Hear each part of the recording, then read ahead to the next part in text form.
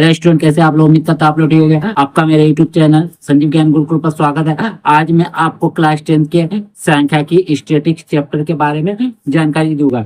इस चैप्टर के बारे में मैं आपको विस्तार से जानकारी दूंगा कि संख्या की किसे कहते हैं, संख्या की माध्य, माध्यक, बहुलक क्या, संख्या के जनक, इनके बारे में जानकारी दूंगा। ठीक है, और यह चैप्टर बहुत इंटरेस्टिंग होने वाला है। आप बिल्कुल भी इस चैप्टर को स्किप मत कीजिएगा। ठीक है, चलिए मैं आपको जानकारी देता हूँ। देखिए, और यदि आपको यह वीडियो पसंद आता है तो वीडियो को लाइक शेयर कर दीजिएगा, और यदि आप वीडियो पर नए हैं तो सब्सक्राइब बटन प्रेस कर बेल आइकन प्रेस कर ऑल पर क्लिक कर दीजिएगा, ताकि हमारी हर पहली आने वाली वीडियो का नोटिफिकेशन आपको सबसे पहले मिले। ठीक है, तो देखिए प्रश्न क्या कह रहा है, सांख्यिकी किसे कहते हैं। उत्तर देखिए, सांख्यिकी शब्द अंग्रेजी भाषा के स्टेटिक्स शब्द का हिंदी रूपांतर है।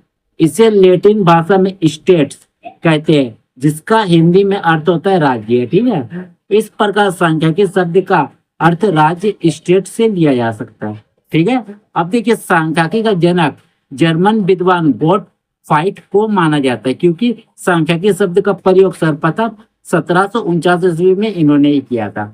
अब सांख्यिकी का जनक कौन है? विद्वान गोटफ्राइड, क्योंकि इसने 1749 ईस्वी में सांख्यिकी का पहले बार शब्द का प्रयोग किया था। ठीक है, और इस कथन के आधार पर हम सांख्यिकी शब्द को परिभाषा निम्न प्रकार से कर सकते हैं। देखिए क्या है, सांख्यिकी ज्ञान की वह शाखा है जिसमें किसी भी क्षेत्र से संबंधित तथ्यों या आंकड़ों को संख्यात्मक रूप में एकत्रित कर उन संख्याओं का वैज्ञानिक तरीके से विश्लेषण किया जा सकता है। ठीक है, और उनसे तर्कपूर्ण निष्कर्ष प्राप्त कर इसका समाधान किया जा सकता है। समझ गया? सांख्यिकी ज्ञान की वह शाखा है जिससे किसी भी क्षेत्र से तथ्यों आंकड़ों को हम लोग क्या करते हैं, संख्यात्मक रूप में एकत्रित करते हैं और उसका फिर वैज्ञानिक तरीके से विश्लेषण करते हैं और तर्कपूर्ण निष्कर्ष प्राप्त कर उनका समाधान करते हैं। ठीक है, अब देखिए आगे, देखिए प्रश्न।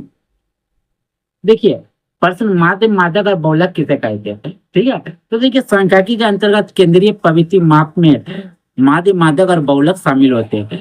इनका उपयोग डेटा के साथ सामान्य रुझान दिखाने के लिए किया जाता है। ठीक है, तो देखिए माध्य क्या है? माध्य का उपयोग डेटा सेट के सभी घटकों का औसत दिखाने के लिए किया जाता है। औसत यानी एवरेज दिखाने के लिए, यानी जितना भी आपका आंकड़ा रहेगा डेटा, उन सबको जोड़ेंगे और जितना संख्या में आंकड़ा रहेगा उससे भाग दे देंगे, एक प्रकार से उसका औसत ज्ञात होगा। ठीक है, एवरेज। माध्य ज्ञात करने के लिए सूत्र इस प्रकार है। माध्य ज्ञात करने के लिए सूत्र सतत श्रेणी में 3 प्रकार से होता है। एक होता है प्रत्यक्ष विधि, एक होता है कल्पित माध्य, एक होता है पद विचलन विधि। ठीक है, तो देखिए माध्य कैसे निकला है प्रत्यक्ष विधि में, सिग्मा एफ एक्स बटे सिग्मा एफ, और कल्पित माध्य विधि से माध्य का फॉर्मूला क्या होता है? ए प्लस सिग्मा एफ डी बटे सिग्मा एफ। ठीक है, और पग विचलन विधि में माध्य का फॉर्मूला क्या होता है? माध्य बराबर ए प्लस सिग्मा एफ क्यू बटे सिग्मा एफ गुने एच। ठीक है, चलिए अब देखिए माध्यक क्या है। देखिए माध्यक, माध्यक किसी डेटा के मध्य को दर्शाने के प्रयोग से किया जाता है। ठीक है, जैसा किसी कॉलेज जाने वाले छात्रों के मध्य आयु, मैंने कोई भी कॉलेज जा रहा है उसके छात्रों के बीच कितना मध्य आयु है। और माध्यक ज्ञात करने के लिए सूत्र इस प्रकार है। माध्यक बराबर होता है एल जोड़ n/2 माइनस सी एफ बटे एफ गुना एच, ये होता है माध्यक का सूत्र। ठीक है, और देखिए अरे सब आपका सतत श्रेणी में ही आपका ये सूत्र यूज होता है। ठीक है, और तो विधि होता है व्यक्तिगत श्रेणी और एक होता है आपका खंडित श्रेणी। ठीक है, उसमें इसका यूज नहीं होता। ठीक है, और क्लास 10 में इस फॉर्मूला का यूज होता है। ठीक है, और देखिए बहुलक, बहुलक का उपयोग जनसंख्या में सबसे आम डेटा दिखाने के लिए किया जाता है। जैसे कॉलेज के अपने पहले वर्ष में छात्रों की सबसे आम आयु, बहुलक ज्ञात करने के सूत्र इस प्रकार है।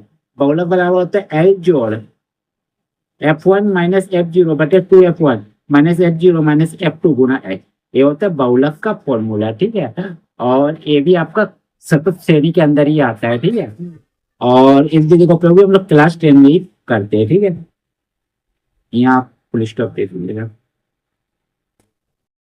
तो आशा करता हूँ आपको वो सांख्यिकी के बारे में जानकारी होगी सांख्यिकी किसे कहते हैं, सांख्यिकी में माध्य, बहुलक क्या, सांख्यिकी जनक क्या है। ठीक है, यदि आपको वीडियो पसंद आए तो प्लीज मेरे वीडियो को लाइक से सब्सक्राइब कर दीजिएगा, और यदि आपने इससे पिछले देखा वीडियो नहीं देखा है तो आप मेरे डिस्क्रिप्शन का प्लेलिस्ट पर जाकर देख सकते हैं। ठीक है, तो फिर मिलते हैं नए वीडियो के साथ। धन्यवाद।